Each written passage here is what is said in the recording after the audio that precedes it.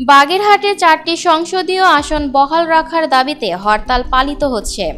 হরতাল চলাকালে জেলা নির্বাচন কার্যালয়ের প্রধান ফটকে তালা দিয়েছে বিক্ষোভকারীরা।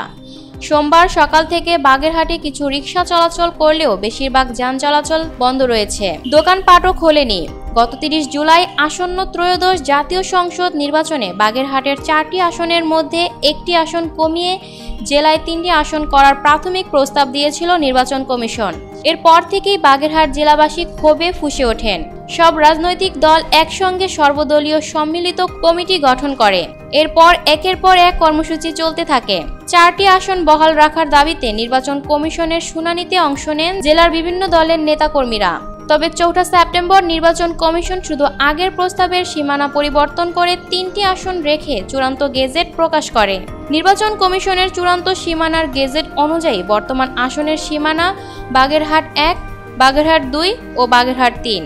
1969 সাল থেকে 4টি আসনে নির্বাচন হয়ে আসছিল। তখনকার সীমানা বাগেরহাট 1, বাগেরহাট 2, বাগেরহাট 3 ও বাগেরহাট 4।